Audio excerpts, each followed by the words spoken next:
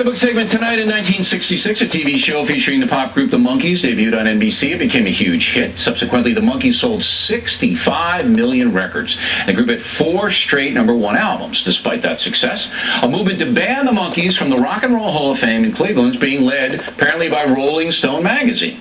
Joining us now from Miami is the lead singer of the Monkees, Davy Jones. FoxNews.com reports that Jann Wenner, whatever, the editor, he doesn't like me either, so don't be insulted. And just thinks that the Monkees were a contrived showbiz invention, not a real rock group, don't deserve the Hall of Fame, and that he's behind keeping you guys out. What do you think? Well, I haven't really thought much about it until this occasion. I guess he must be in charge. He's the one that makes these decisions. He's got a lot of influence. Yeah, I guess he does, yeah, because but if he doesn't like you, well, how could he like me? That's what you're absolutely right. But you guys sold 65 million records. I mean, come on. And with all due respect to a lot of the groups in the Rock and Roll Hall of Fame, they don't come close to what you guys did as far as the commercial aspect of it. Well, it's the Rock and Roll Museum or Hall of Fame, whatever they call it. I don't know. I mean, back in the 60s, it was amazing times, We toured, I remember, touring with Jimi Hendrix and Tina Turner and The Fifth Dimension and lots of other great bands, sitting around having great times together, Jimi Hendrix, what a great player he was, He didn't really play the guitar left-handed. That was just part of his show. Now, you were considered kind of a bubblegum group, though, with Last Train from Clarksville and kind of the soft rock songs. Did you guys see yourself as legitimate rock group or kind of a pop phenomenon?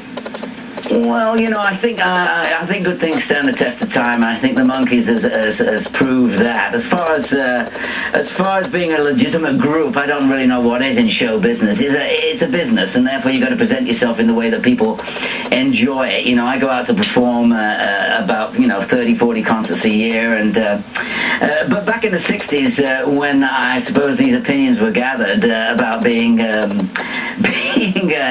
sort of like a manufactured image with no philosophies, we were still doing it. I still believe in rock and roll. I can give you lots of stories, talk about the times we sat around, passing the joint in the room there, whatever, and watching the rest of the world go by. It's pretty much been So you consider yourself more of a rocker than an actor?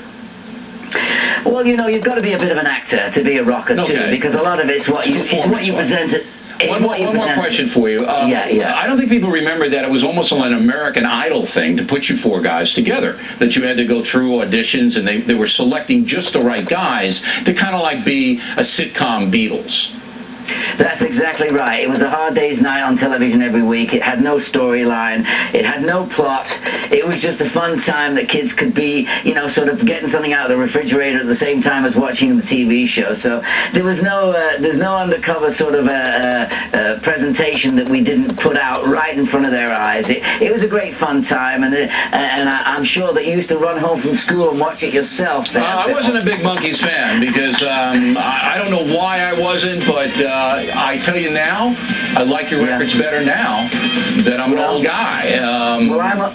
They're on the oldie stations all the time. And you know what, Mr. Jones? You guys deserve to be in the Hall of Fame, the Rock and Roll Hall of Fame. You deserve it. Thank you very much. You're a phenomenon. You're around. People still hum your tunes. So you guys got to be in there, and I'm going to try to make it happen for you. And we'll talk to you again. Thank you for coming on. All right. All the best. Bye-bye.